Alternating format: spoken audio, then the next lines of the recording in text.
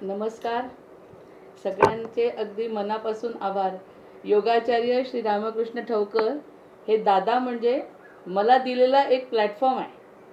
मला जे काही बोलायचं आहे, मला जे काही सांगायचं आहे ते सांगण्यासाठी दिलेली संधी आहे. काल दिवसभर गुरूंच्या सोबत राहिलो अनपेक्षितपणे आणि अशा गुरूंच्या लाभातच असताना त्यांचा कॉल येणं ही साधी गोष्ट मी निश्चितच मानत नाही. म्हणजे माझ्या मनात पण नव्हतं कोणता विषय घ्यायचा नाही, तुम्ही काही घ्या पण बोला ताई. मग आता हे बोलणं म्हणजे मी समर्थांचं बोलणं समजते. तुम्हाला जे वाटेल ते बोला ताई. म्हटलं विषय तर द्या. विषय दिल्याशिवाय मी कसं म्हणजे काय बोलू. आणि रात्रीचे तेव्हा 12:30-1 झाले असतील दादा आहे ना, नगरला होतो आम्ही तेव्हा. त्याच्यानंतर आमचं जेवण झालं. त्याच्या घरी यायला आम्हाला पावणे म्हणजे 2:30 वाजले. 2:30. त्याच्यानंतर मी थोडा विचार करायसाठी अर्धा पाऊण तास घेतला की कशावर बोलायचं आहे. आणि मग अशा पद्धतीने मी थोडंफार मनाची तयारी केली आणि आज सकाळी आपल्यासमोर हजर आहे. दादा आणि इथे सगळे उपस्थित वर्गाचे सदस्य, माझ्या मित्रमैत्रिणी, बंधुबांधवांना आणि त्यांच्या अंतरंगात वसत असलेल्या परमात्म्याला मी अगदी मनापासून धन्यवाद देते. कारण समर्थांचं वाक्य आहे की श्रोता वक्ता श्रीराम समर्थ. श्रोता आणि वक्ता वेगळा नाही आहे. जर श्रोता वेगळा जर जाणवला तर त्याला अर्थ नाही. श्रोता तोच, वक्ता तोच जो श्रोत्याला आवडतो आहे ना. वक्ता तोच आहे आवाज येतोय, खूप डिस्टर्बन्स आहे. वक्ता तोच जो श्रोत्यांना आवडतो. मग श्रोत्यांच्या शिवाय वक्त्याला किंमत नाही. आणि त्याच्यामुळे श्रोत्यांना जास्त महत्त्व. आता परवाच मी श्रोत्यांवरचा समाज जो संपूर्ण केला त्याच्यामध्ये श्रोत्यांचं कौतुक केलं आहे समर्थांनी. आणि असे श्रोते मला लाभले ही माझी म्हणजे सेवा रुजू होते श्रोत्यांच्या चरणी. ही समर्थांची कृपा आहे असं मी नुसतं म्हणत नाही, असं मला जाणवतं. त्याच्याशिवाय 3 दिवस कंप्लीट झाल्यानंतर त्यांच्यासोबत राहिल्यानंतर पुन्हा उभं राहण्याची आणि बोलण्याची संधी जेव्हा मिळते तेव्हा ही साधी गोष्ट निश्चित नसते. त्याच्यामुळे कोणीच कोणाला महत्त्व द्यायचं नाही. सगळ्यांनी फक्त रसपान करायचं, हाच आपला त्याच्यातला अर्थ आहे. आपल्याला दिवस पडलाय आराम करायला. ही वेळ, ही संधी आपल्याला क्षण झाला अमर, हे अमृतकणाचं वाक्य आहे. प्रत्येक क्षण अमर करायचं आहे आपल्याला. मग अशा पद्धतीने अमर जर करायचं असेल, आत्मकल्याण जर साधायचं असेल तर जी जी संधी येईल त्याला नाकारायचं नाही, हे मी ठरवलेलं आहे. आणि ही माझ्यासाठी संधी आहे आणि सेवा आहे. संधी आणि सेवा या सहचा उपयोग केल्यानंतर मी या गोष्टीला महत्त्व देते. महत्त्व देण्यापेक्षा माझ्याकडून ते करून घेण्यात येतं असं मी योगाचार्यांना सांगते. आणि बाकी सगळ्यांनी त्यांना सांगितलं की मला अपर्णाताईंचं ऐकायचं आहे. त्याच्यामुळे त्या सगळ्या श्रोत्यांचे मी अगदी मनापासून आभार मानते की मला आनंदाने बोलायची संधी पुन्हा पुन्हा उपलब्ध होते आहे. ठरलं त्याच्यापेक्षा जास्तीचा आजचा पिरियड मला मिळाला आहे. आता माझा विषय घाई करते असं जर थोडा वाटतं आहे सगळ्यांना, म्हणून मी थोडं हळू सांगितलं आज की माझा विषय अमृत कणामधला आत्मकल्याण आहे. आत्मकल्याण आहे. आता खरं सांगायचं म्हणजे आत्मकल्याणासारखं महत्त्वाची गोष्ट पूर्ण जीवनामध्ये असूच शकत नाही आहे ना. आत्मकल्याण म्हणजे आपण जन्माला आलो तर आपले कल्याण व्हावं ही एकच इच्छा असली पाहिजे माणसाची. फक्त चूक कुठे होते की आत्मकल्याण कशात आहे हे समजत नाही. आत्मकल्याण समजण्यासाठी आपल्याला वेळ लागतो आणि एकदा का ते समजलं की क्षण आपला अमर होतो. आणि त्या प्रत्येक क्षणाचं संधीचं सोनं आपल्याला करता येतं. म्हणजे पुढचा मागचा विचार सोडायचा आणि क्षणाचा विचार करायचा, असं जेव्हा साधलं जातं तेव्हा तो आत्मकल्याणाचा मार्ग असतो. आणि आत्मकल्याणाच्या मार्गासाठी मी म्हटलं सगळ्यात पहिलं वैशिष्ट्य असं आहे की जो व्यक्ती सतत समाधानी राहत असेल, जो व्यक्ती सतत हसरा राहत असेल, जो व्यक्तीला कधीही त्रास होत नसेल, ज्या व्यक्तीला त्रास होत नाही, राग येत नाही, भय वाटत नाही, चिंता वाटत नाही. बरं असं एक दिवसासाठी नाही, हे असं सतत जर वाटत गेलं तर समजायचं की आपल्यावरती कृपा झाली आणि हाच तो क्षण आहे जो आपल्याला साधण्यासाठी भगवंतांनी या पृथ्वीवरती पाठवलेला आहे. खरंच प्रत्येकजण सुखाचा शोध घेतो. कुणाला दुःख पाहिजे असतं, सुखाचा शोध घेत असतो. आणि छोट्या छोट्या वस्तू ज्या आपल्याला दिसतात त्याच्यामध्ये आपल्याला सुख वाटतं आणि मिळतं सुद्धा.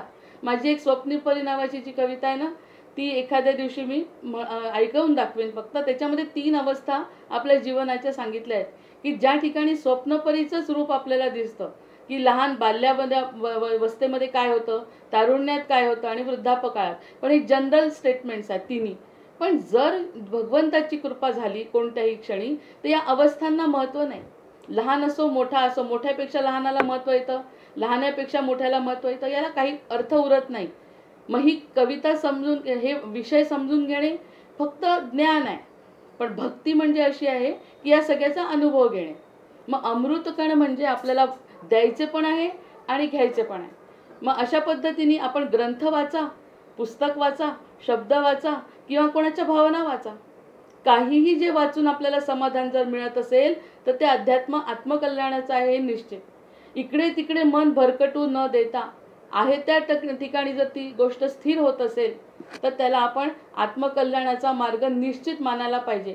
आता मला खूप पैसा मिळाला आणि मला खूप सोनं पण मिळालं, पण त्याचं सोनं जरी माझ्याजवळ 25 तोळे असलं तरी त्याचं समाधान बघा तुम्ही एक क्षणाच्या वर टिकत नाही.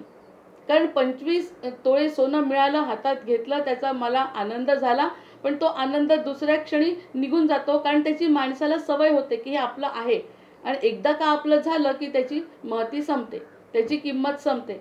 मोठं घर पाहिजे, मोठं घर पाहिजे आणि मोठ्या घरात राहायला आल्यानंतर तिथे 2, 4, 10 दिवस राहिलो की असं वाटतं ठीक आहे, इट्स ओके, आपल्याला आणखी मोठं मिळालं तरी चालेल. ह्या घराची आस होती, मग ते मिळाल्यानंतर त्याची किंमत राहिली नाही, मग हे समाधान टिकत नाही. मिळत नाही का?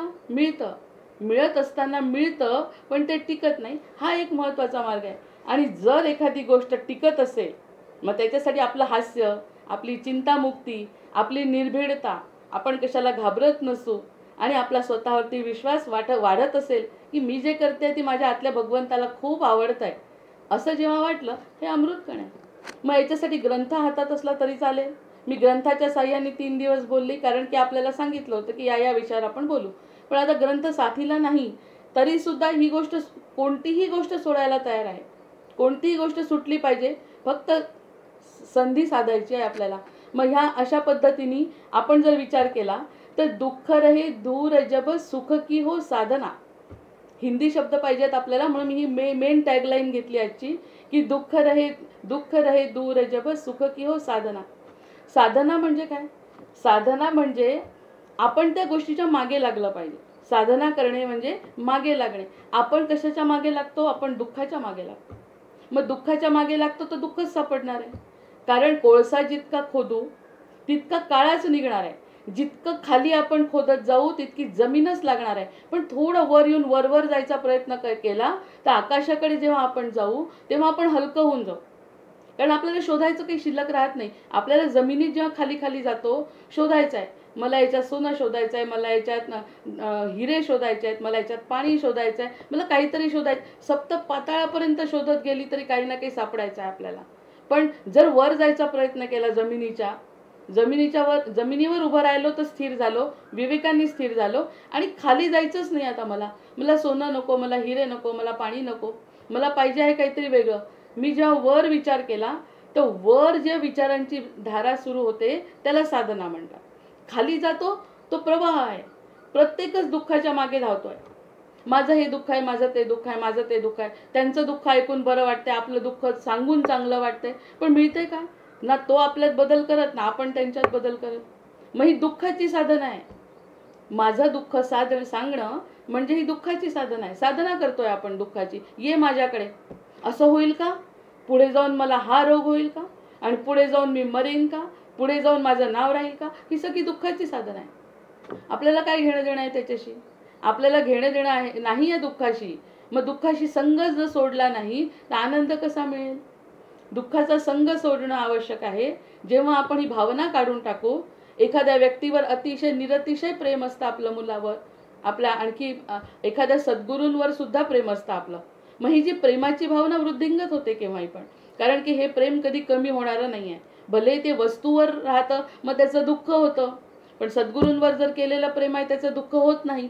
कारण त्यांचा वियोग कधी होत नाही, कधी झाला नाही, कधी होत नाही आणि होणार नाही. मुलाच्या बाबतीत किंवा आपल्या व्यक्तीच्या बाबतीत असं होतं की वियोग होतो आणि ती शक्ती आपल्याला मिळत नाही जी मिळायला पाहिजे. मग हे दुःख जे आहे ना त्याची साधना करत असताना वियोगाची साधना करायची की संयोगाची करायची? वियोग आणि संयोग. आपण संयोग कोणाशी करू शकतो? सारखा मिळे सारखेसी. विजातीय द्रव्य नाही मिळू शकत एकमेकांशी, ते एकमेकांना दूर लोटतात. पण सारखा जर असेल तर सारख्याची साधना असते ती. मग ही दुःखाची साधना करत बसण्यापेक्षा दुःखामध्ये वियोग आहे. वियोग म्हणजे आपले शरीर कमी होत आहे, आपली बुद्धी कमी होते, क्षीण होते, ही वियोगाची साधना आहे. आपण सारखं हेच करतो. आपण म्हणजे मी एकटीला कोणाबद्दलच बोलत नाही, आपण हेच करत असतो की फक्त दुःखाला कवटाळून बसतो. पुढे काय होईल, आता काय आहे, आता छान नाही, असं पुढे छान होईल, होतही नाही. आणि झालंही, माझे 40 वर्ष घालवून मी माझी नोकरी केली आणि अतिशय सुंदर मोठा बंगला केला, पण त्याचं क्षणभरच 5-10 मिनटं 5 वर्ष आपल्याला ते सुख मिळतं. त्या बंगल्याची किंमत राहत नाही आपल्या मनाला. मग किती कष्ट केले, ते 40 वर्ष त्याच्यासाठी घालवले, इतकं लोन केलं, याच्यासाठी माझं जीवन त्याच्यासाठी घालवलं आणि आनंद टिकला नाही. मग ही दुःखाची साधना केली होती मी, हे कळलं ज्या क्षणी. पण तरीही आपण म्हणतो की नाही नाही, हे पण खरं नाही, अजून आपण दुसरं काहीतरी मिळवू, मग आपण ग्रंथ वाचू. मग ग्रंथ वाचूनही वाचत मला समजतच नाही, माझं असंच नाही, माझ्यावरती कसं होणार. सगळे नकारात्मक विचार म्हणजे दुःखाची साधना. त्यापेक्षा एक सकारात्मक विचार सकाळी जर मनात टाकला की माझ्यावरती कृपा झालेली आहे, हा एवढा साधा सरळ अध्यात्म जर आपण केलं तर त्याचा परिणाम सुद्धा इतका अतिशय गोड परिणाम दिसतो की झालेली असते. कारण कोणताही ब्रह्मांड जे आहे ना, ते आपण दिलेलंच वेचत असतं आणि आपल्याला 10 पटीने वापस देतं. एक दाणा आपण जमिनीमध्ये पेरला, कितीतरी दाणे आपल्याला ते वापस देत आहे. मग आपण जो दाणा पेरू, मग याचा अर्थ सरळ काढायला हरकत नाही की आपण दुःख पेरलं म्हणून दुःखी झालो. आपण सुख पेरलं, सुखी होणार, आणि आपण मानतो त्याच्यापेक्षा 100 पट सुखी होणार. ही भावना जर मनात निर्माण झाली तर दुःखाकडे बघण्याचा दृष्टिकोन बदलला. माझं दुःख हे दुःख नाही, मी कुणाचं ऐकणारही नाही आणि मी कुणाला सांगणारही नाही, कारण ते माझं दुःख नाहीच आहे. मला ते जाणवतंय की हे दुःख माझं नाही. मग ही जी एकच ओळ आहे त्याच्यावरती 5-7 मिनिटाचं हे सांगितलं की दुःख रहे दूर जब सुख की हो साधना. आता हे का घडतं आपल्या जीवनामध्ये? कारण जन्माआधी सोहम सोहम, देवानी काय पाठवलंय आपल्याला पोटामध्ये शिकवून की तू कोण आहे, तू कोण आहे, तू मीच आहे, तू मीच आहे, तू मीच आहे, असं पोटात म्हटलं 9 महिने. म्हणूनच आपला जन्म होतोय की ते शोधायचं आहे आपल्याला. मग दुःखाआधी सोहम सोहम, जन्माआधी सोहम सोहम, जन्मानंतर कोहम कोहम. जन्म झाल्याबद्दल मी कोण सांगितलंय ना तुला, जन्माच्या आधीच सांगितलंय तू मीच आहे. पण लागली जन्म झाला, आई दिसली, मायेमध्ये अडकलो की मी कोहम कोहम. जन्माआधी सोहम सोहम, जन्मानंतर कोहम कोहम, कोडे हे सुटण्यासाठी चिदानंद रूपम शिवोहम शिवोहम. हे मी 4 ओळी लिहिले चिंतनिका अमृतंकळामध्ये की जन्माआधी सोहम सोहम होतं, निश्चित प्रत्येक जीवाचं आहे. आणि दुसऱ्या दिवशी मग जन्म झाला की आपण आपलं, माझी आई, माझं घर, माझं शरीर, माझं माझं माझं करत असताना मी कोण आहे ते विसरतो. मग हे शोधायचं असेल तर पुन्हा सोहमकडे जायचं. सोहम साधना ज्याला म्हणतात की चिदानंद रूपम शिवोहम शिवोहम. मी चिदानंद सत्स्वरूप आहे आणि तोच मी आहे, काहीही वेगळा नाही. मग त्या मीला या दुःखाचं काय वाटणार आहे? मग दुःख रहे दूर जब सुख की हो साधना. उत्तर प्रदेशातले एक सद्गुरू होते, संत होते, जे आता नाही आहेत.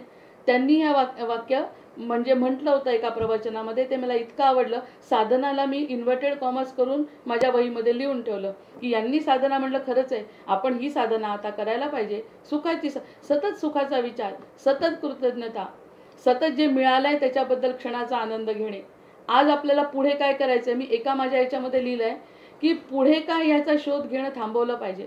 पुढे काय, आता एखादी गोष्ट आवडली, एखादं लेक्चर आवडलं की आपण त्याच्या मागच्या ग्रंथांकडे जातो. कशाला शोधायचं आहे मागचा ग्रंथ, की त्यांनी काय लिहिलं, पुढे काय लिहितील, त्यांच्याच एकाच्या मागे लागणं. कदाचित त्यांच्याजवळ जे नाही ते इतरांजवळ मिळेल. म्हणजे एका कोणाच्या मागे न लागता आपण आहे तो क्षण अनुभवला पाहिजे, याच्यावरती माझा सतत भर आहे. एक व्यक्तीला कोणत्याही महत्त्व नाही. एक आमचे सद्गुरू म्हणत असत की माझं महत्त्व नाही आहे, माझ्याजवळ जर तुम्ही आले तर तुम्ही स्वतःचा शोध घेतला पाहिजे, हे माझं महत्त्व आहे आणि त्याच्यासाठी मार्गदर्शन मी निश्चित करणार आहे. मग त्याचा मूळ शोधत बसण्यापेक्षा आपण आपलं मूळ शोधावं ना आधी, की तो कसा आहे, त्यांनी काय लिहिलं, त्यांनी काय केलं, त्याचं काय करायचं आहे आपल्याला. आपल्याला आपलं करायचं आहे ना. मग आपल्याला आज त्याच्या मागे जात असताना जर मला त्रास झाला, माझे पैसे खर्च झाले, त्याची पुस्तकं पाहावी लागली, माझा वेळ गेला, मला काय मिळालं? माझा वेळ गेला, निराशा आली, कधी सापडलं नाही म्हणून दुःख आलं. मग ही दुःखाची साधना केली ना, चांगलं शोधतोय आपण, ही माया आहे. शोधतोय चांगलं आणि जातोय दुःखाच्या मागे. कदाचित सापडेल, कदाचित सापडणार नाही. कालची कविता, कदाचित दिसेल, कदाचित दिसणार नाही. दिसलं तर ठीक आहे, नाही दिसलं तर काय करायचं? मग गेला ना पूर्ण हा वेळ वाया. मग त्याच्यापेक्षा या दुःखाची साधना न करता आपण साधना करायची सुखाची. सुखाची साधना म्हणजे काय? मला जे आवडतं तेच फक्त मी करणार आहे आणि ते भगवंताच्या साक्षीने करणार आहे, कारण मी स्वतः भगवंताचा अंश आहे. मग भगवंताच्या जीवनामध्ये दुःख नव्हते का? मग त्यांनी दुःख कवटाळत बसले का? माझा वनवास, माझा वनवास, माझा वनवास. जन्मानंतर लागलीच त्यांना पाठवून दिलं, यमुनेमधून पाठवून दिलं दुसऱ्या आईकडे. मला त्रास, मला त्रास, मला त्रास, असं भगवंत कधीतरी बोलले का? उलट त्या त्रासावरती मात करून त्यांनी इतरांचा कल्याण केलेलं आहे. तू माझ्याजवळ ये, मी तुझं कल्याण करतो असं सांगणारे भगवंत आहेत आणि त्यांचाच मी अंश आहे. हा माझा जीव जो आहे तो सनातन जीव आहे, तो त्यांच्यासोबतच होता, आहे आणि राहणार आहे. मी भगवंताच्या हृदयात राहणार आहे असं भगवंतांनी शिकवून मला पाठवलेलं आहे पोटामध्ये. पण त्यांनीच माया केली, त्यांनीच माया केली आणि आई दिली. त्यांनी त्याला मला काया दिली. त्यांनी माया केली, त्यांनी काया दिली, त्यांनी आई दिली. पण आईमधून निघून ईश्वराकडे ये असं मला पोटातच सांगून ठेवलं आहे. आणि हे मला कळण्यासाठी मला माझे सद्गुरू लागतात. इथं अध्यात्म कुठे आलं? की खूप काही वाचायचं आहे, खूप काही करायचं आहे, कशाच्या मागे लागायचं आहे, काहीच नाही. फक्त आपल्याला सुखाची साधना करायची आहे. मला आज जे आवडतं ते मी करणार आहे आणि हे असं मी करत असते. मला जर आवडलं तर मी मला त्रास होत नाही त्या गोष्टीचा असं जेव्हा वाटेल तेव्हा ती जी साधना आपली फलद्रूप झाली असं आपण अगदी निश्चिंत मनाने म्हणू शकू. जसं डॉक्टरकडे गेल्यावर डॉक्टर जर अगदी ताजा तवाना असेल तरच पेशंट त्याच्याकडे येईल. डॉक्टर जर गोड बोलत असेल तरच त्याच्याकडे पेशंट येईल. तसं आध्यात्मिक गुरु जो कोणी असेल ज्याच्याकडे आपण जात असतो ते जर सतत शांत, धीरगंभीर, आनंदी आणि अगदी अशा पद्धतीचे असतील तसंच आपल्याला व्हायचं आहे. आणि त्यांनी सांगितलं या छोट्या गोष्टींकडे लक्ष द्यायचं नाही. म्हणजे दुःख रहे दूर. दुःखाची साधना करण्यापेक्षा, जमिनीत खोदण्यापेक्षा आपण आकाशाकडे झेप घ्यायची आहे. आणि किती साधे साधे उदाहरणं ब्रह्मांडामध्ये दिसतात. खाली जाणं चुकीचं आहे, वर जाणं. काळा अंधार वाईट आहे, उजेड चांगला आहे. काळा आणि पांढऱ्याचं एकत्रीकरण म्हणजे आपला ब्रह्मांड आहे. Black and white. त्या ठिकाणी ब्लॅकही आहे आणि त्या ठिकाणी व्हाईटही आहे. मग अशा पद्धतीने जर आपण या संपूर्ण वर्तुळाकडे बघितलं, काळ्यामध्ये पांढरा आणि पांढऱ्यामध्ये काळा असा जर आपण शोधायचा प्रयत्न केला तर तो काळा विठ्ठल आपल्या समोर उभा राहतो. मग ही साधना करायची आहे. साधना करत असताना मी 3 दिवस आमच्या कोणत्याही साधकांना, आमचे जे काही मित्रमंडळी आमच्यासोबत होती, एक क्षणही कोणाबद्दल विचारपूस केली नाही की तू कोण आहे. पण आनंद देण्याची प्रक्रिया इतकी होती की त्यांच्याजवळ काय काय होतं, मी एखादा दिवस बोलायला बसली तर त्यांचं सांगायला माझा वेळ पुरणार नाही इतकं त्यांच्याजवळ होतं. आणि वैयक्तिक कोणीही कोणाशी बोललेलं नाही. मग ही जी साधना झाली आमची या ठिकाणी की तू चांगला, तू चांगला, तुझ्यातलं सगळं चांगलं मी ऐकून घेतलं, माझ्यातलं चांगलं त्यांनी ऐकून घेतलं, सगळे समृद्ध झाले. मग इथे कुठे ग्रंथ आमच्यासोबत होते, फक्त सद्गुरूंचे आशीर्वाद आमच्यासोबत होते. आणि 3 दिवस आमचे कसे गेले, जसं काही अक्षरशः आमचं घरदार आम्ही विसरलो, माहेरी गेलो, झोके घेतले. आणि ही साधना आमची पूर्ण झाली कारण सद्गुरूंनी आम्हाला त्यांच्या घरी बोलवलं. आम्ही काय केलं, आम्ही ग्रंथ वाचन केले असेल की उपासना केली असेल हे आहेच, ते थोडंसं दुय्यम आहे. पण आम्ही सद्गुरूंच्या चरणी लीन झालो. जो पहिल्या दिवशीचा सांगितलेला भाग आहे, जो हो नहीं सकता. आता माझ्या 4 ओळी पुन्हा सांगते. जो हो नहीं सकता वही करना है. जे होत नाही, काळ्याकडे आपल्याला दुःख सोडायचंच नाही ना. दुःख जर सोडायचंच नाही तर मग सुख कसं मिळेल? दुःख काय आहे हे तेच उगाळत बसायचं. कोळसा जितका उगाळला तितका काळा. जो हो नहीं सकता वही करना है, खुद को खुद से मिलाना है. दुसऱ्यांमध्ये मिळत बसतो आपण, त्याच्यात मी, त्याच्यासारखा मी. खुद को खुद से. काल कसा होतो त्याच्यापेक्षा आज बरा आहे का? काल दुःखी होतो आज सुखी आहे का? हे करा ना आत्मपरीक्षण. जो हो नहीं सकता वही करना है, खुद को खुद से मिलाना है. नदियाँ जैसे सागर से मिलती है, नदियाँ जैसे सागर से मिलती है. मन को हृदय से मिलाना है, मन को परमात्मा से मिलाना है. आज मी जर सांगितलं, मी आज खूप आनंदात आहे. आपल्या अंतरस्थ परमात्मा सुद्धा खुश होतात की मी सांगितलेलं हिने ऐकलंय, मी सांगितलेलं तिने ऐकलंय. बरं, एखादी साधना चुकली म्हणून दोष देणारे आहेत का परमात्मा? अजिबात नाही. ते अतिशय प्रेमळ आहे. चुकलं तर चुकू दे, मी तुझ्या पाठीशी मी करवून घेईन. जशा पद्धतीने पाहिजे तशा पद्धतीने मी करवून घेईन. मनातल्या शंकाच दूर करायच्या आहेत. महिल्यांदा माझं एकच म्हणणं आहे फक्त की मनातल्या शंका पूर्णपणे त्याच्या चरणी अर्पण केल्या की मग जसा सागराला मिळतात नद्या तसा आपला जीव हा शिवाला मिळतो. आणि जीवाचं शिवाशी मिलन म्हणजे काय, ते फक्त स्वर्गातच घडतं असं नाही. या क्षणी सुद्धा हा जो आनंद आहे आपल्याजवळ तोच म्हणजे स्वर्ग आहे. स्वर्ग नरक कल्पना मनाच्या क्षणात विरला भार. कोणत्याही प्रकारचा भार माझ्या मनावरती शिल्लक राहत नाही. मग मन को हृदय से ऐसे मिलाना है. आता त्या ठिकाणी जंगल जंगल ढूंढ रहा है मृग अपनी कस्तूरी को. जंगल जंगल ढूंढ रहा है मृग अपनी कस्तूरी को. कितना मुश्किल है तय करना मन से मन की दूरी को. माझंच मन आहे आणि माझ्याच मनावर माझं नियंत्रण नाही. माझंच मन दुःखाची साधना करतंय, माझंच मन सुखाची साधना करत नाही. मग कस्तुरीसाठी जसा तो मृग असा फिरतो तसंच माझं झालंय. बरं, हे करत असताना आपण घाबरायचं नाही. आता हे सांगत गेलं असं करा असं करा असं करा म्हटलं की वाईट वाटतं, जीवाला त्रास होतो, मग तो गुरु आपल्याला आवडत नाही. तर मी त्याच्यासाठी पुन्हा 4 ओळी अशा लिहिल्या की सुवर्ण मृग हा लोभ ठरला जानकी माईंचा. आता आमचं कुलदैवत म्हणजे राम असल्यामुळे या 4 ओळी रामांच्या संदर्भात सुचल्या की सुवर्ण मृग हा लोभ ठरला जानकी माईंचा. तारक हे श्रीराम असता मणिकांचनाचा. तारक हे श्रीराम आहे, तिचे तारक त्यांच्या सोबत श्रीराम आहे. म्हणजे प्रत्यक्ष देहात रामाच्या सोबत राहते तरीही सुवर्णमृगाचा लोभ जानकी माईला ठरला. मग आम्ही काय चुकलं? आम्ही दुःखाची साधना केली तर काय, ती सुद्धा त्या सोन्याच्या मागे गेली, आम्ही सुद्धा संसाराच्या मागे गेलो, तर आमचं काय चुकलं? म्हणजे त्यांच्यासोबत राहणारी त्यांची पत्नी जर श्रीराम सोबत असून सुद्धा तो लोभ करते. मग तसाच माझा झाला तर झाला. त्यालाही भगवंत म्हणतात झाला, होतच असतो. कारण माझ्या सीतेलाही झाला, पार्वतीलाही झाला. जसं पार्वतीने म्हटलं की हे राम नाही आहे, नाही हे काय ओळखलं नाही रामांना, तिने जा म्हणाले शंकर तिच्याजवळ. ती त्यांच्याजवळ गेली आणि स्वतःच भस्म झाली. मग हे सगळं तुम्हाला जा म्हणतात.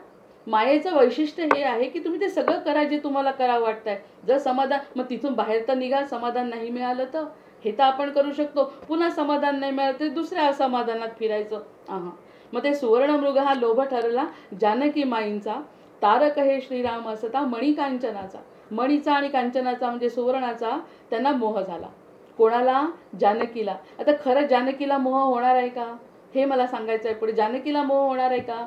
श्रीराम सोबत आहेत, पण मोह हा असा टाळावा, असा हा जो मोह होतो की नाही आपल्याला, तो टाळावा. ही 3री ओळ खूप महत्वाची आहे की मोह हा असा टाळावा अन व्हावे मुक्त देहाने. वैदेही आहे ती, तिचं नाव वैदेही आहे, सीतेचं नाव वैदेही, विदेह राजाची कन्या आहे. म्हणजे विदेह अवस्था तिला प्राप्त झालेली आहे. पण तिने काय केलं बघा, मोह असा टाळावा अन व्हावे मुक्त देहाने.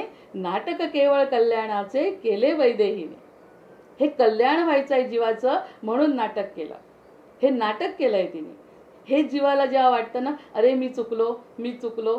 आमच्या सीतामाईंनी आमच्यासाठी ते केलं.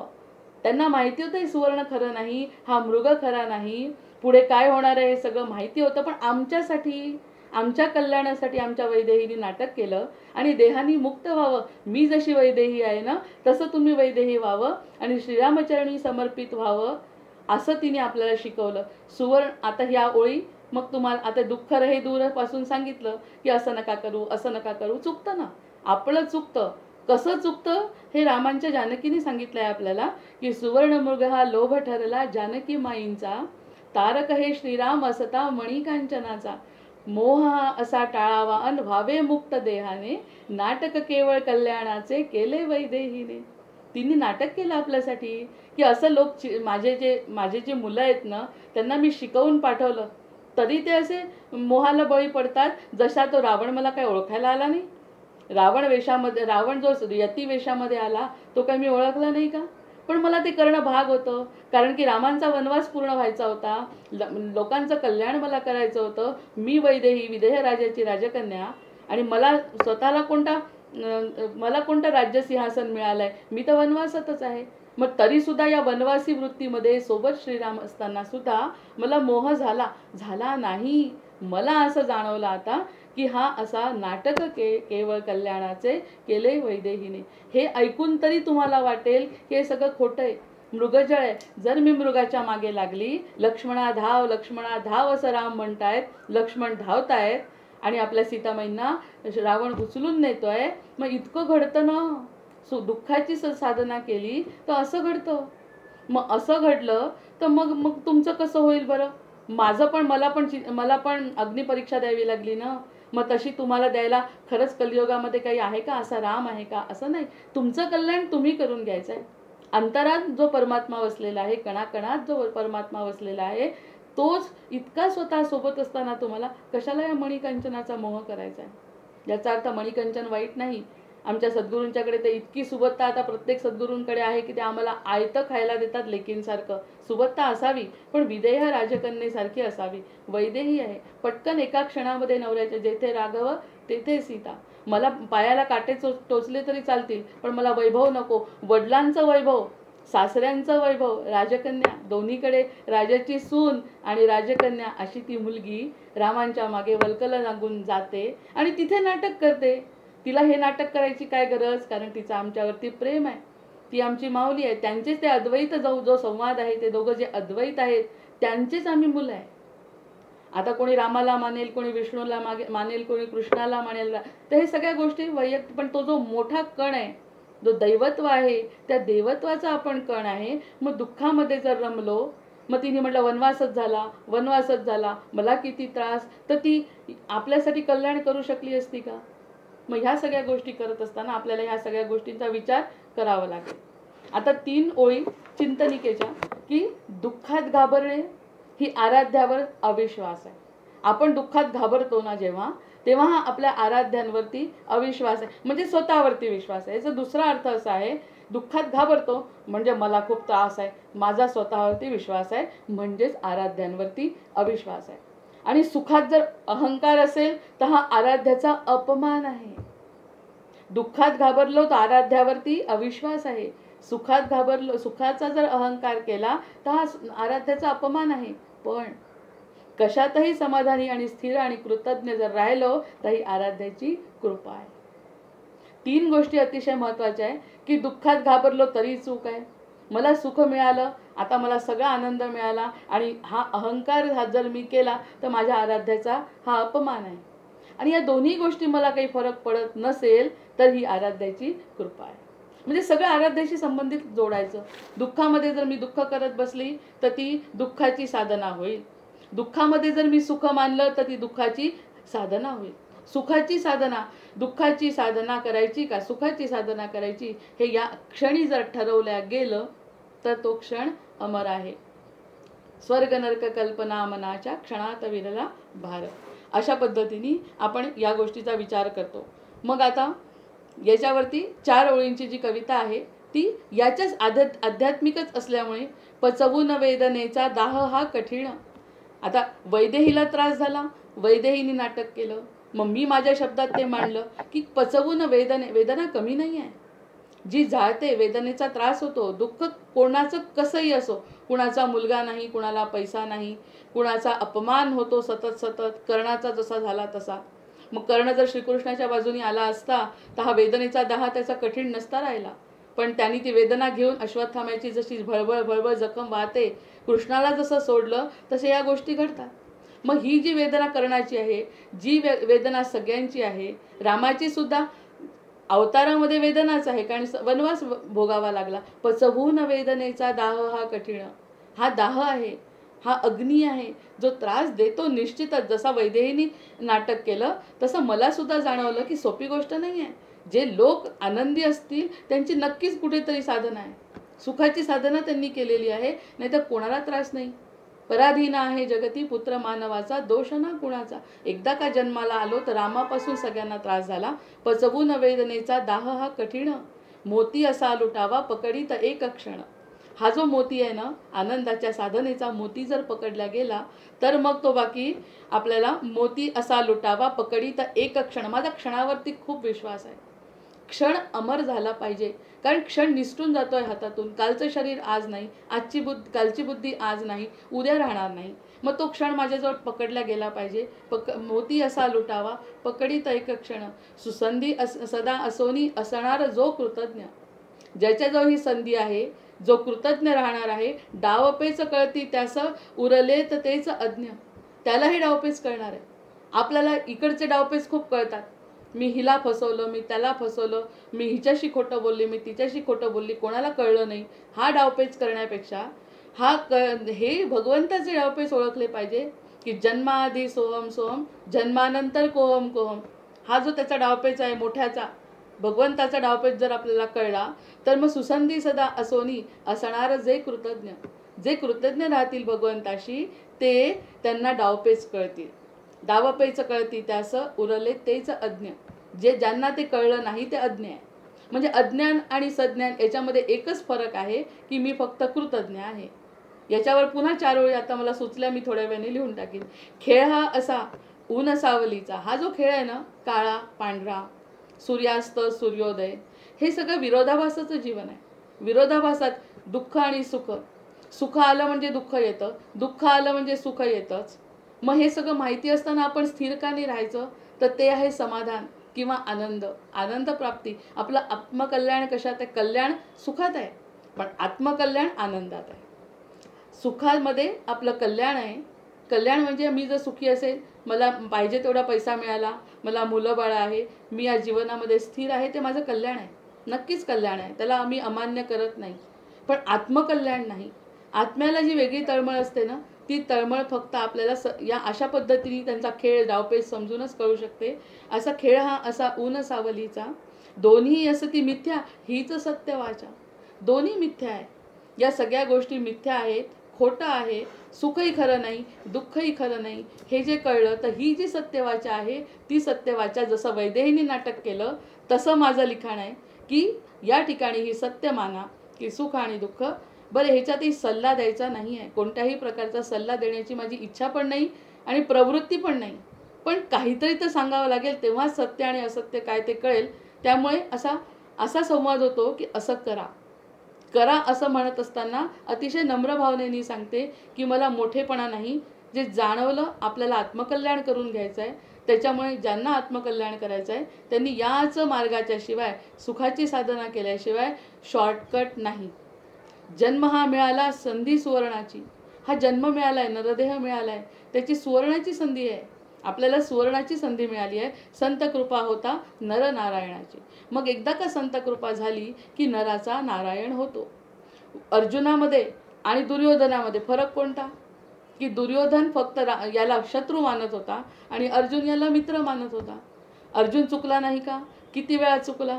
त्याचं सगळ्यात मोठं उदाहरण आहे की अर्जुनाच्याकडून जेव्हा कृष्णाने आपली सगळी शक्ती काढून घेतली, कृष्ण जेव्हा निघून गेले, तर त्याच्यासोबत 50 ज्या स्त्रिया होत्या त्यांचं रक्षण अर्जुन करू शकला नाही. जगातला सगळ्यात मोठा धनुर्धारी अर्जुन, म्हणजे ही कथा सगळ्यांना माहिती असेल की धनुर्धरांमधला धनुर्धर आहे तो.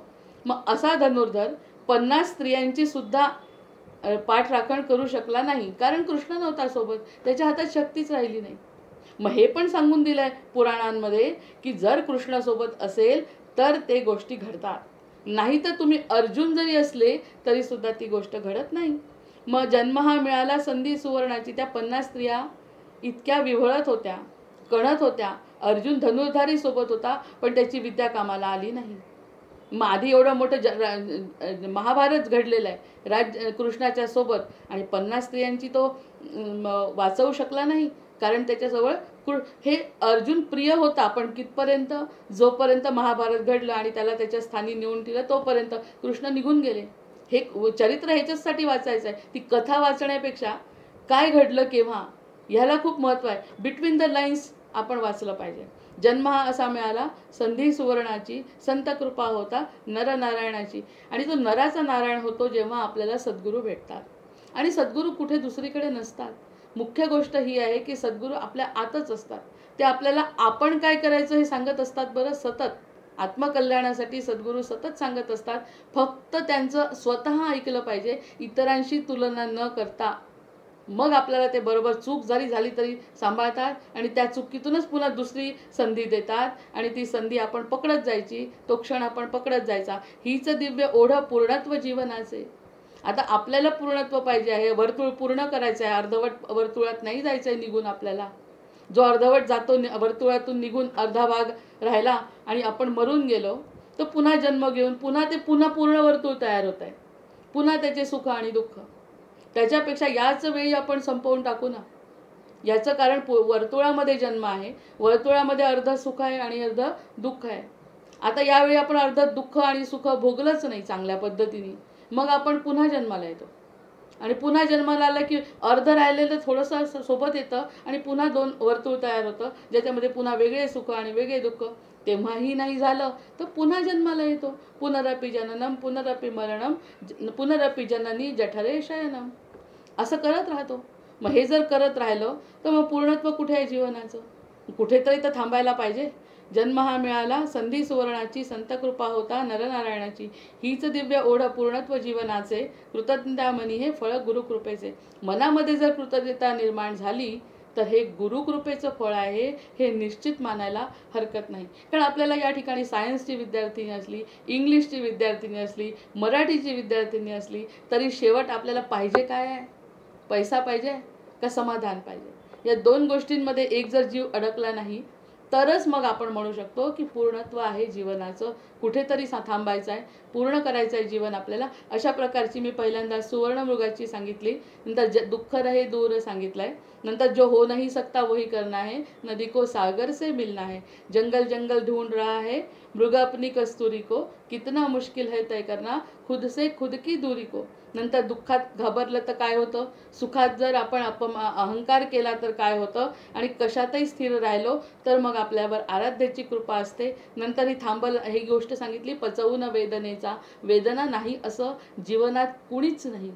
एकही व्यक्ती असा नाही की ज्याला वेदना, जो नररूपात आलेला आहे त्याला सगळ्यांना अवतार कार्यात सुद्धा वेदना होत्या, दुःख होतं, फक्त प्रकार वेगळा असतो. ह्याला ह्याचं दुःख, त्याला त्याचं दुःख, पण असतं दुःख.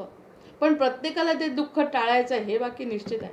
कोणत्याही प्रकारचं दुःख, पण एकावर एकच जालिम उपाय आहे, तो म्हणजे सत्य समजणे. सत्य का एकदा समजलं, सत्याचा प्रकाश जर जीवनामध्ये पडला तर असत्य हे राहतच नाही. आणि दुःख आणि सुख हे असत्य आहे हे संत पुन्हा पुन्हा सांगतात. जेव्हा असत्य समोर आलं तेव्हा सुखाची साधना होते आणि दुःखाकडे आपण पूर्णपणे दुर्लक्ष करतो. सुखाची साधना करून परमपदाची प्राप्ती आपण करून घेतो. आता याच्यासाठी ही चरित्र का वाचतो आपण? आध्यात्मिक क्षेत्र असल्यामुळे आध्यात्मिक भर आहे, पण विषय सत्यवादाकडे बोलायचं असल्यामुळे, सायन्सची विद्यार्थिनी असल्यामुळे पटवू नाही द्यायचं आहे आणि कोणत्याही प्रकारची जबरदस्ती तर करायची नाही आहे. उर्मिला सीता तारा असूनही आपण भरकटतो. उर्मिला सीता तारा असूनही आपण भरकटतो. इतकी उर्मिलेचं उदाहरण आहे, सीतेचं उदाहरण आहे. सीतेला वनवास झाला, सीतेने काय केलं? आपल्यासाठी नाटक केलं. उर्मिला सीता तारा असूनही आपण भरकटतो. उर्मिलेचा त्याग तर सगळ्यांना माहिती आहे की ही तरी त्याच्यासोबत गेली, पण उर्मिला तर सासू सासऱ्यांना सांभाळत नवऱ्याच्या वियोगात राहिली. मग तरी वियोगात सुद्धा तिला समाधान होतं, हिला संयोगात सुद्धा समाधान होतं. या उर्मिला आणि सीतेकडे बघून तर कळायला पाहिजे कमीत कमी की त्यांचाही उद्धार झाला. रामांनी त्यांच्याकडे लक्ष नाही दिलं का उर्मिलेकडे, किंवा सीतेसकडे लक्ष दिलं फक्त? असं काही नाही. तू माझ्याजवळ अस किंवा नसो, पण माझ्याकडे वृत्ती समर्पित पाहिजे, समाधानाची साधना झाली पाहिजे. तर उर्मिला सीता तारा असूनही आपण भरकटतो. मायाधीशाला सोडून मायेतच गुंततो. मायाधीशाला सोडून देतो आणि मायेत गुंततो. मग तिने म्हटलं मी सासू सासऱ्यांची सेवा का करायची जर माझा नवरा नाही तर? मग ह्या अशा घटना आता आपण बघतो, ते दुःखाची साधना आहे की हे असं आहे तर मी असं का करू, ते तसं आहे तर मी असं का करू, करत बसा दुःखाची साधना. कोणाला काही फरक पडणार नाही, कल्याण तुझं होणार नाही. जो असा विचार करेल त्याचं कल्याण होणार नाही, आणि जो असा विचार करणार नाही त्याचं आत्मकल्याण मिळेल त्याला. मग ह्या मार्गाने जायला काय हरकत आहे? असा आत्मकल्याणाचा मार्ग अमृतकणामध्ये लिहिलेला आहे. मायाधीशाला सोडून मायेतच गुंतलो. नसती उर्मिला नसत्या सीता, जर नसती उर्मिला नसत्या सीता काय जाहले असते सांगा? नसती सीता नसती उर्मिला काय जाहले असते? काय सार्थक या नावांचे हे पण कळले नसते. या नावांचं काय सार्थक आहे? उर्मिलेनी काय केलं? आपण आतापर्यंत बघतच नाही ना, उर्मिलेकडे नाही, सीतेकडे बघत नाही. आपण फक्त आपला विचार करतो, मी किती बरोबर आहे, मला किती त्रास आहे, माझा किती अपमान आहे. हे सगळं द्रौपदीला त्रास नव्हता? 5 पांडव, जगविख्यात धनुर्धारी तिच्यासोबत असताना सुद्धा कृष्णाकडे धाव घ्यावी लागली. तर मग आपण असं काय कृष्णाकडे धाव नाही घ्यायची? माया काय सार्थक या नावांचे नाही, नसती उर्मिला नसती सीता काय जाहले असते, काय सार्थक या नावाचे हे पण कळले नसते. म्हणून उर्मिला, सीता, तारा, मंदोदरी आणि ह्या सगळ्या कथा वाचायच्या. हे अध्यात्म वाचायचं. अध्यात्माची पारायणं नाही करायची. करायची नाही असं पुन्हा चुकले मी. अध्यात्माचे पारायण केलं तर ती सगुणाची उपासना आहे, की पारायण करता करता एखादी संधी मिळून जाते. पारायण करायचं, पण पारायण करत करत करत करत करत जर ते आपल्यापर्यंत येऊन पोहोचलं पारायण, तर त्या पारायणाची किंमत आहे असं मला वाटतं. म्हणजे पारायणातून बिटवीन द लाईन्स आपल्याला जे फायदा. आता माझ्यासाठी जर उदाहरण घेतलं तर मला अगदी लहानपणी सांगितलं होतं की तुला रामप्राप्ती होईल. आता या एका शब्दावर मी कसा विश्वास ठेवू? राम म्हणजे काय समोर उभा राहणार आहे? गुरु स्वतः बोलले की रामप्राप्ती करायची आहे आपल्याला, तर असे उभे राहणार आहेत का समोर माझ्या? नाही. मग याच्यासाठी 50-60 वर्ष वाया गेले. मग कधी सीतेचं चरित्र वाचायचं, कधी उर्मिलेचं चरित्र वाचायचं, आणि शेवटी लक्षात आलं की हेही माझ्यासाठी नाही, मला वाचायला पाहिजे शबरी. मग मी शबरी वाचली, शबरीचं पारायण केलं. पारायण करताना 1-2 पारायण केल्याबरोबरच समजलं की हेच आपलं जीवन आहे. मग असं प्रत्येकाचं वेगवेगळं जीवन. कोणाला करणं आवडतो, कर्णाला त्रास झाला, मग ठीक आहे, कर्णाचं चरित्र वाचा आणि त्याच्यातून आत्मकल्याण करून घ्या. ह्याला नावं ठेवणे, त्याला नावं ठेवणे ही दुःखाची साधन आहे. आपल्यासाठी काहीतरी फायदा करून घेणे ही सुखाची साधन आहे. असं प्रत्येकाला तेवढी बुद्धी निश्चित दिली आहे देवानी. कारण की जन्माआधी सोहम सोहम त्यांनी म्हणूनच पाठवलंय तुम्हाला पोटामध्ये की तुला मी ही शक्ती देतो, पण कोहम कोहम नको म्हणू, तू माझा आहे, तू माझा आहे. मग शबरी चरित्र जर मला आवडलं तर एखाद्याला आणखी कोणाचं चरित्र आपल्याशी रिलेट होत आहे असं वाटेल. हे जे दुःख आहे ना माझ्या शबरीशी रिलेट होत आहे असं मला जर वाटलं तर शबरीचं चरित्र वाचायचं. त्याच्या पुढे गेलेले जे लोक आहेत त्यांचं चरित्र वाचायचं. चरित्र वाचत असताना एक दिवस चरित्र हातातून गळून पडतं आणि आपला शोध लागतो, हे निश्चित आहे. आपण त्यांच्या बाबतीत जो त्रास झाला, तिच्या डोळ्यामध्ये तिची जी प्राणज्योत आहे ती भगवंताच्या डोळ्यात मालवली. मग एवढं जर तिला मिळालं तर तिने हे विचार केला का की मातंग ऋषींनी मला हाकलून दिलं, माझ्या लग्नाच्या वेळेस मला निघून गेलं, मला अख्खं आयुष्य काट्याकुट्यात राहावं लागलं, असं जर म्हटलं तर ती दुःखाची साधना केली असती. तिने साधना केली गुरुवचनाची. गुरूंनी सांगितलं होतं तिला की तुला राम तुझ्यासाठी जन्म घेणार आहे आणि तुझ्यासाठी येणार आहे. कोणाला केवठाचा प्रयोग आवडला तर त्यांनी त्याचं चरित्र वाचावं. कोणाला सुदामा आवडला की अरे आम्ही गरीब आहे, आम्ही देवाला देऊ शकत नाही, तर त्यांनी सुदामा चरित्र वाचावं की सुदामानी काय दिलं, काही न देता जर देवाचा झाला. जसं शबरीनी फक्त सेवा केली आहे.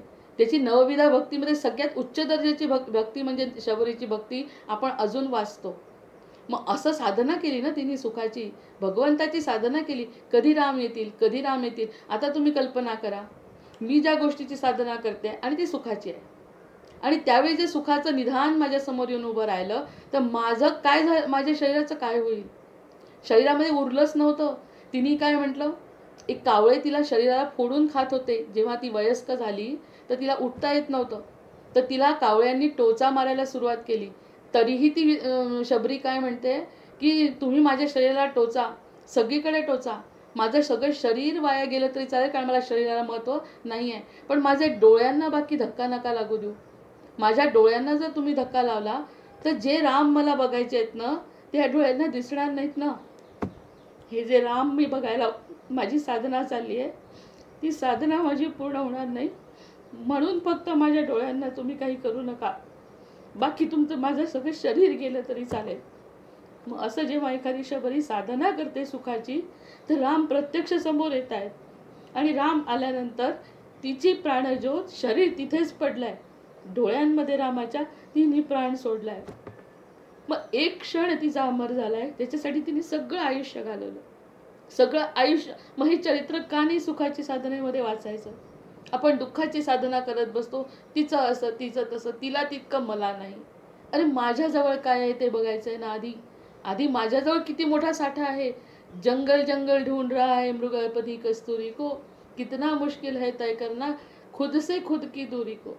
आपल्याला किती दिलंय ते बघा ना.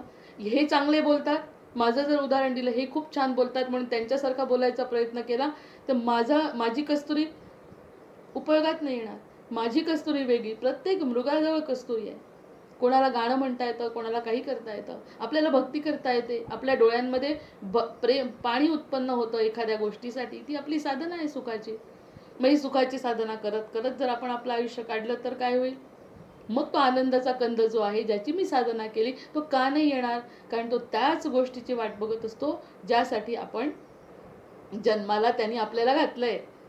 माझी अजून एक कविता करायची म्हणजे सांगायची होती, पण आता याच्यातच माझा जास्त निरूपण झालं असं मला वाटतंय. आणि या ठिकाणी अगदी चांगल्या नोटवर, की दुःख रहे दूर जब सुख की हो साधना, हे ऐकल्यानंतर हे इतका मनावर परिणाम झाला त्याचा. आणि 1 महिन्यानी ते महाराज गेले. त्यांच्या शिष्यांचा मला फोन आला की महाराज नाही, पण म्हटलं त्यांनी एक गुरुमंत्र मला दिला. ते कुठेही असतील, ते माझे सद्गुरू पण नाही, पण त्यांनी मला असा गुरुमंत्र दिला की दुःखाच्या मागे लागू नको, सुखाची साधना कर. तुला तुझ्या सुखाचा आनंदाचा कंद तुझ्या डोळ्यासमोर उभा राहील. आणि तो जर स्थिर चित्तामध्ये आनंदामध्ये असेल, म्हणून कौतुक कोणी कशाचं करायचं? त्या अंतरस्थ भगवंताचं करायचं, की त्यांच्या ठिकाणी आम्हाला तो दिसतोय. दुःख नाही असा जीवच नाही, पण सुखाची जो साधना करतो तो जगदीश्वराला प्राप्त होतो. आणि ते जगदीश्वराला प्राप्त होणे म्हणजे मेल्यानंतर स्वर्गात जातो असं नाही, तर तो याच क्षणी याची देही याची डोळा पाहिला मुक्तीचा सोहळा, याची देही याची डोळा पाहिला मुक्तीचा सोहळा. देह कसाही असो आणि आमची मुक्ती झालेली असते, कारण आपण भगवंताचे झालेले असतो. जानकी जीवन स्मरण जय जय राम, महारुद्र हनुमान की जय. जय जय रघुवीर समर्थ.